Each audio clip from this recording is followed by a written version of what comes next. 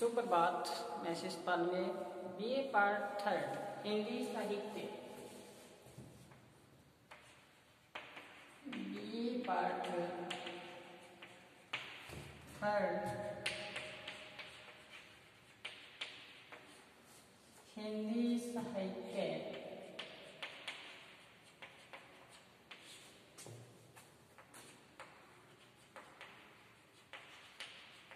आधुनिक काव्य के अंतर्गत हम पढ़ रहे हैं संभोग जगदीश गुप्त द्वारा रचित। संभोग पढ़ रहे हैं, हम पढ़ रहे हैं प्रतिपक्ष। क्या प्रतिपक्ष? इसमें राम और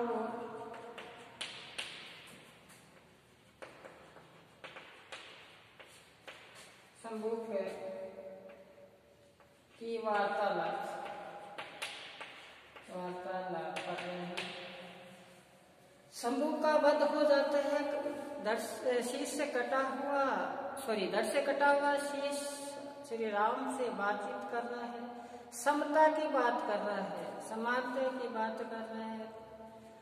राम पर आपेक्ष यानी लक्षण लगा रहे हैं कि आपने मेरा वध किया है, वो अनुकूल नहीं है।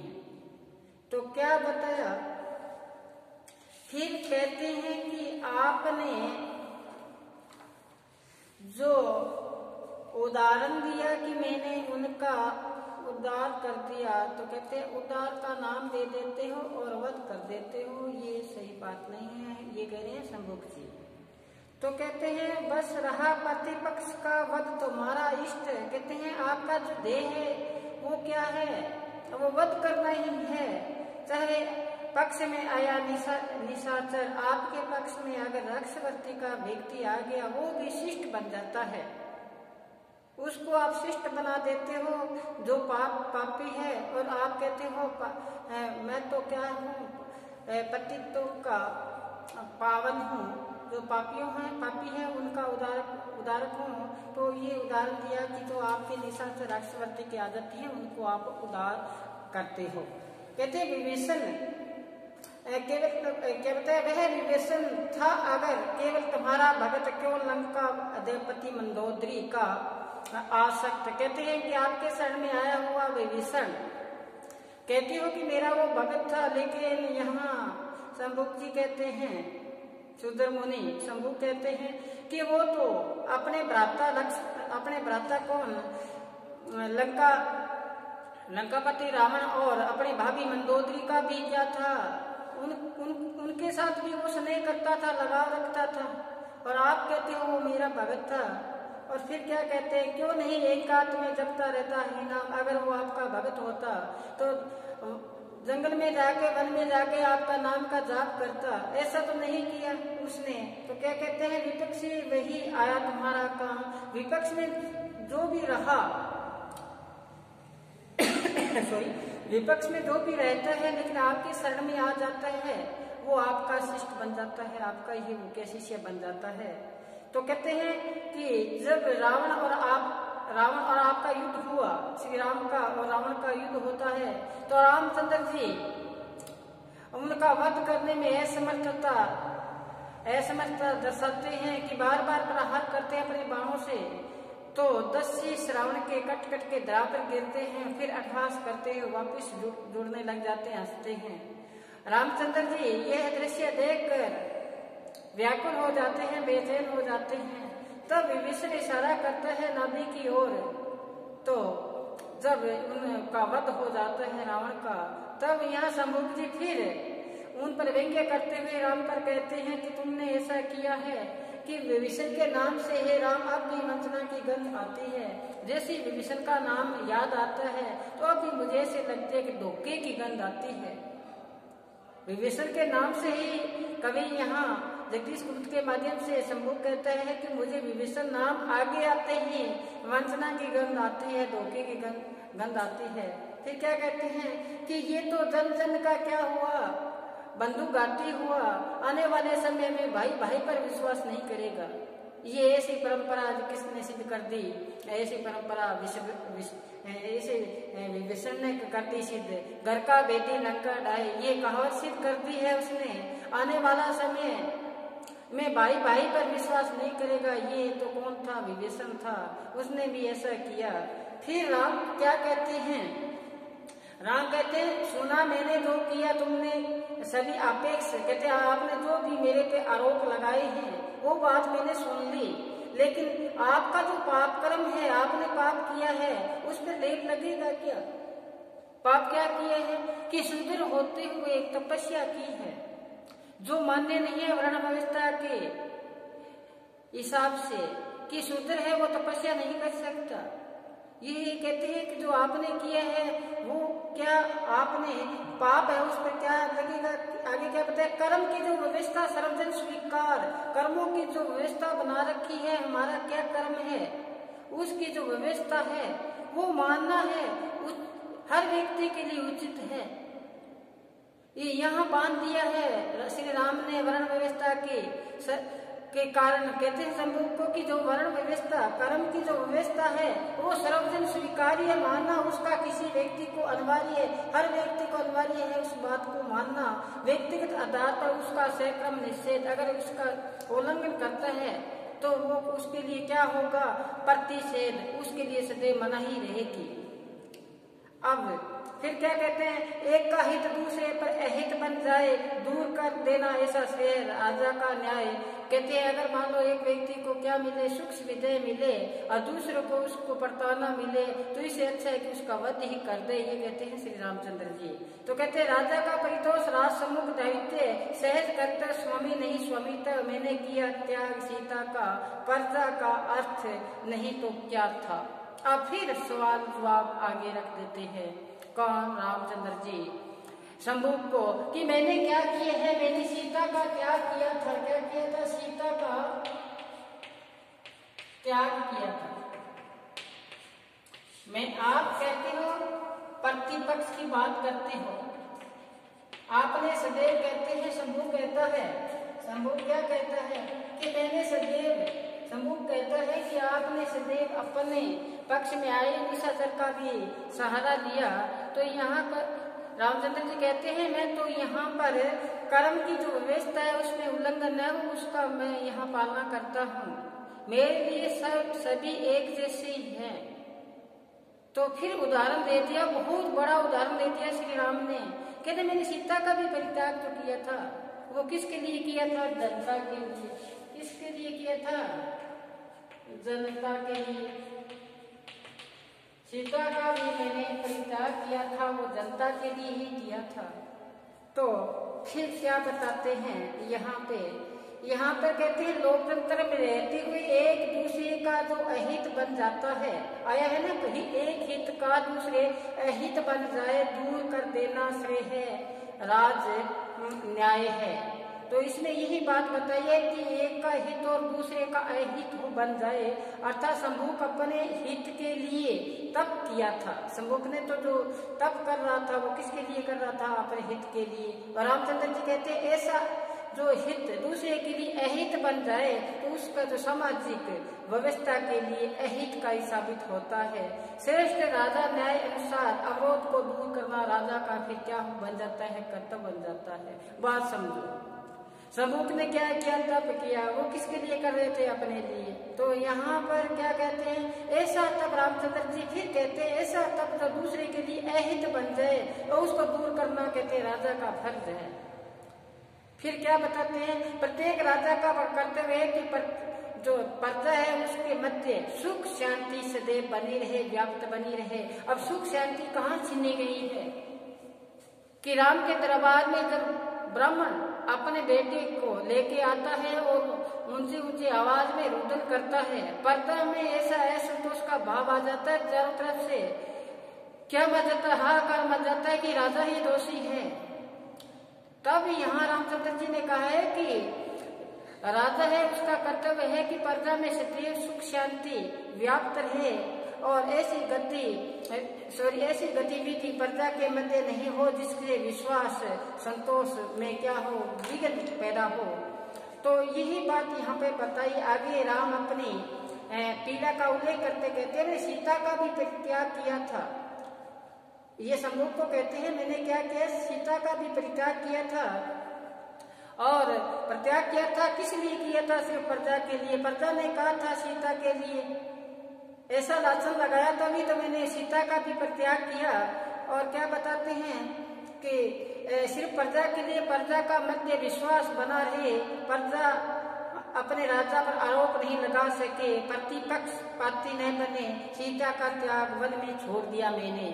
और फिर क्या कहते हैं, आगे कहते हैं राम कि सीता के साथ गृहस्थी सुख पाने के लिए मैंने जो अन्याय किया, मेरे साथ जो मेरी प्रिय थी उसको साथ रखना था, उसको भी प्रजा के लिए मैंने उसको त्याग दिया। तो मैंने जैसे मेरे साथ जैसे प्रजा है वैसे ही मेरे भाई बंधु है।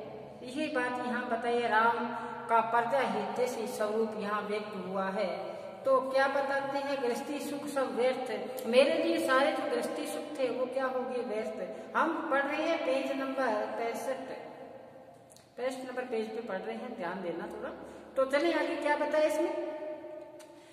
अब बताया जैसे जैसे प्रतिपक्ष चल रहा है, शंभुक उन पर आरोप लगाता है और अपने आरोप से मुकरते हुए श्री राम नजर आते हैं। राम ने कहा कि मैंने किसको त्याग कर दिया। अब इतनी बड़ी बात कह दी है शंभुक को, कहते हैं मेरी जो प्रिय थी सीता उसको भी मैंने त्याग किया, किसके लिए, प्रजा के लिए। मैंने गृहस्थी सुख है उसको भी त्याग दिया, क्योंकि जब पत्नी चली जाए तो जो सुख गृहस्थी में है उससे बढ़कर कोई सुख ही नहीं है। दाम्पत्य जो सुख है उसकी बात कर रहे हैं यहाँ पे। रामचंद्र जी कहते हैं मैंने वो दाम्पत्य सुख है उसको मैंने त्याग दिया। तो क्या कहते हैं, प्रजा का परितोष, शंभु कहते हैं प्रजा का परितोष अच्छी कही तुमने बात, कहते हैं प्रजा की संतोष की बात आपने कही है। शंभुक जी कहते हैं वो बहुत अच्छी बात कही है। क्या सीता को प्रजा का अर्थ कुछ ज्ञात, क्या सीता को प्रजा का कुछ अर्थ ज्ञात। तो क्या बताते हैं, यहाँ पर बताया है शंभुक ने उन राजा का अभिमान होने पर आरोप लगाया। जैसे ही सीता का परित्याग किया, उधार देने पर शंभुक ने उन पर राजा के अभिमान होने का आरोप लगाया। शंभुक ने कहा कि आप कहते हो कि प्रजा संतोषी होनी चाहिए, वो ही मेरे लिए सर्वोपरि है। और फिर क्या बताया, सर्वोपरि है, आप कहते हो कि प्रजा संतोषी होनी चाहिए, वो ही सर्वोपरि है। तो क्या सीता आपके लिए प्रजा समान नहीं थी। अब फिर देखो बहुत गहरी बात आई है। यहाँ सीता देखो, सीता है पत्नी किसकी है, यहाँ पे है राम। और राम कौन है, अब जैसे सीता है तो सीता ये क्या हुई, प्रजा है। राजा तो कौन है, रानी है। परिवारजन के जो भी जितने भी है वो क्या हुए, प्रजा ही तो हुए। वही बात यहाँ शंभुक स्पष्ट करना चाहते हैं। कहते हैं आपने परित्याग किया है सीता का, तो वो भी क्या थी, प्रजा ही तो थी, जिसने आपने प्रजा के साथ ऐसा किया है। तो क्या किए हैं कि वो ये प्रजा के समान नहीं थी क्या। कहने का कि राजा के लिए समस्त जो राजवंशी भी है वो भी क्या होते हैं, प्रजा के समान ही होते हैं। भाई बंधु जो भी है, रिश्तेदार होते नाते जो राजा के होते हैं वो उसके प्रजा के समान ही होते हैं। एक दृष्टि से देखते हैं, एक आंख से देखते हैं, वो राजा समान होते हैं। तो सीता भी आपकी प्रजा थी और प्रजा होने के नाते उसका भी अधिकार था कि आपके द्वारा आपने जो अग्नि परीक्षा ली है सीता की, वो क्या उचित थी क्या। आपने सीता की क्या ली है अग्नि परीक्षा, क्या वो उचित थी क्या, उसका वो विरोध नहीं कर सकती थी क्या सीता। वही बात यहाँ कहते हैं कि प्रजा के मध्य श्रेष्ठ साबित करने के लिए आपने सीता की अग्नि परीक्षा भी ली। प्रजा ने कहा ऐसा तो आपने ऐसा कर दिया, वो भी क्या थी, एक प्रजा ही तो थी। आगे बताते इतने में आपका मन नहीं भरा, अग्नि परीक्षा भी ले लिया आपने, फिर भी आपका मन नहीं भरा, प्रजा का कुछ अर्थ ज्ञात। आगे क्या कहते हैं, प्रजा होने पर उन्हें क्या था, अधिकार ली परीक्षा अग्नि की, फिर भी किया ऐसी स्वीकार, कब मिला उन्हें अवसर, कर सके प्रतिपाद, दिया निर्वासन उसे, छल गया सह विस्तार। देखो बहुत गहरी बात कही इसने श्री राम को। ललकारते हुए फिर कहा है, क्या कहा है, इतने सारे बातों में आपने अग्नि परीक्षा ले ली, फिर भी आपका मन नहीं भरा, तो क्या किया आपने छल पूर्वक विषाद के साथ सीता को राज्य से दे दिया, राज्य से निकाल दिया आपने, और अवसर भी नहीं दिया कि उसका अपराध जानने के लिए सीता ने कौन सा अपराध किया वो भी आपने नहीं जाना। आपने किसकी बात मानी? प्रजा की बात मानी, और प्रजा की बात माने और उसको विरोध करने का मौका भी नहीं दिया। बिना अपराध बताए छल पूर्वक लक्ष्मण के साथ कहाँ भेज दिया? वन में भेज दिया। और फिर बताया जहाँ भयंकर गहन वन में लक्ष्मण अकेली सीता को छोड़कर आगे उन्हें ज्ञात नहीं था सीता अब कहाँ है। शंभु का हास्य राम की दोहरी वर्ती को स्पष्ट करना था। कौन सी वर्ती? राम की दोहरी वर्ती। राम की दोहरी वर्ती को क्या करता है? स्पष्ट करता है शंभु।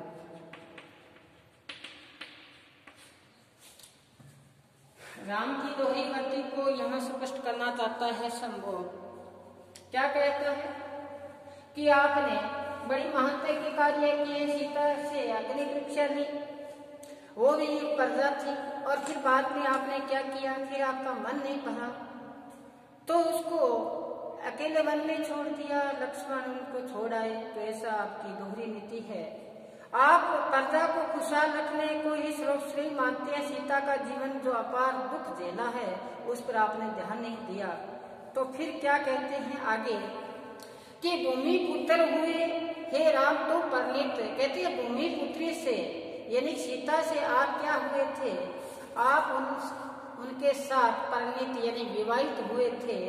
हृदय को सके सचमुच जीत, पर आप सीता जी के हृदय को जीत नहीं सके। यहाँ सम्मुख जी तर्क वितर्क द्वारा विगत अपनाई गई नीतियां हैं जो राम की उस पर अपेक्ष यानी कि आरोप लगा रहे हैं कि जो आपका नजदीक की रिश्ता था सीता जी से, उससे गहरा प्रेम तो किसी के साथ हो ही नहीं सकता जो पति पत्नी का होता है। उस पर भी शंभुक उन राम पर लाछन लगाते हैं कि आपकी शादी हुई सीता जी से और उसको भी आप उसका हृदय को जीत नहीं पाए और वन में छोड़ दिया अकेला जनता के कहने से।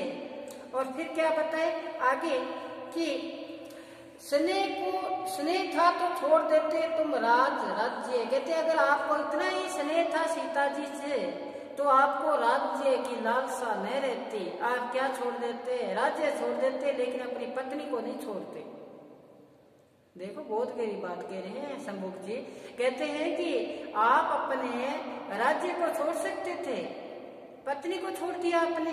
फिर क्या कहते हैं कि स्नेह था तो छोड़ देते राम तुम्हें राज्य, क्यों केवल तुम्हारी हेतु सीता राज्य, तुम्हारा कारण बने हैं सीता को त्यागना। तो क्या बताए हैं, क्या अवध के क्रूर निष्कासन से स्वीकार, क्या तुम्हारा ये अधिक शासक उन्हें स्वीकार। तो कहते हैं जब तुम अपनी पत्नी के सुख दुख के साथ नहीं दे पाए तो प्रजा हित की बात क्या करते हो? प्रजा हित की बात क्या करते हो? पत्नी को एक शीतल छाया में आपने नहीं छोड़ा। आपका तो वंश है सूर्य वंश, आप तो तपते हुए सूर्य से सीता को क्या किया है?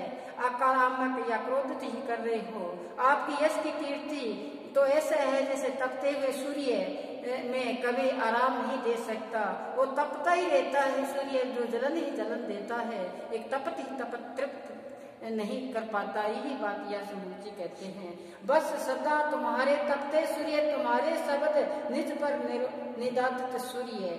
अब फिर राम क्या कहते हैं कि बस करो आगे न कहना कोई बात। कहते हैं जो बात आपने कह दी हमारे गहरे रिश्ते पर भी आपने चोट कर दी है शंभुक, अब आगे बात मत कहना। क्या कहते हैं, बस करो आगे न कहना और कोई बात हृदय में जो है मेरे तुम्हें क्या ज्ञात। कहते मेरे हृदय के अंदर सीता का जो विछो है उसको आपको क्या पता है कि मैंने सीता को त्यागा है, उसका विछो।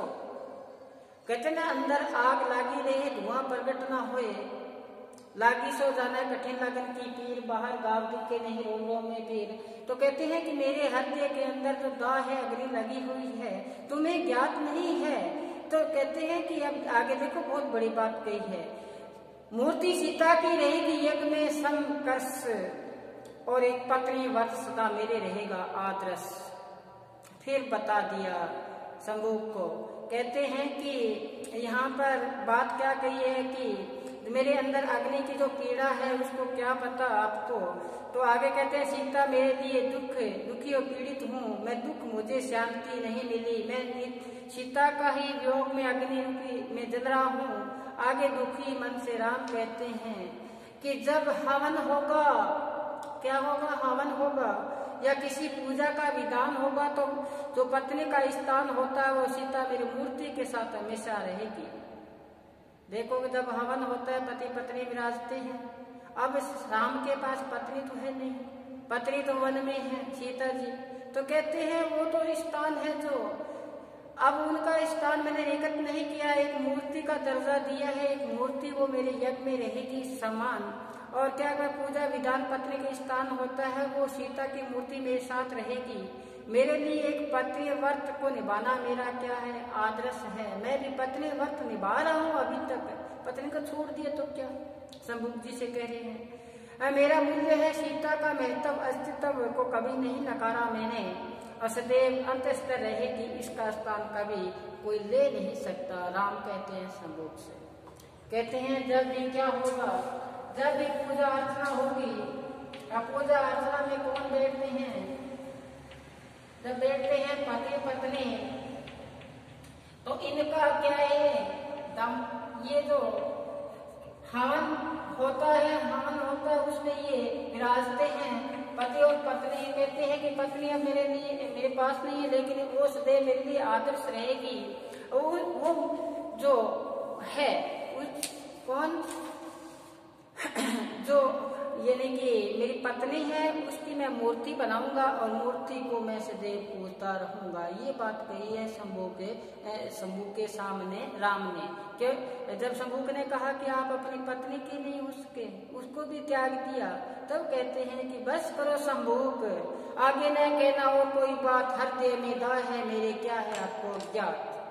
कहते हैं और बात मत कहना, मेरे हृदय में अग्नि लगी हुई है मैंने वियोग की पीड़ा की, इससे और क्या कहेंगे। जब भी यज्ञ पूजा होगा तो उसका जो स्थान है वो सदैव एक मूर्ति का रूप ले लेगा, इसलिए मेरे इनकी जो स्मृति है वो मेरे मन में बसी हुई है, उसकी स्मृति उसकी याद मेरे हृदय में सदैव क्या है विराजमान है।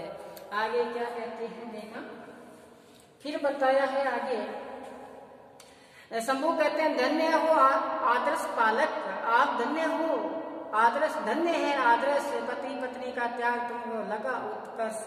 कहते हैं कि आप तो धन्य हो, आप क्या बताते हैं, कहते हैं धन्य आदर्शों के पालक हो, आप तो धन्य हो, आपके आदर्श भी धन्य है कि आपको सदैव उन्नति मिलती रहे, शंभू कहते हैं।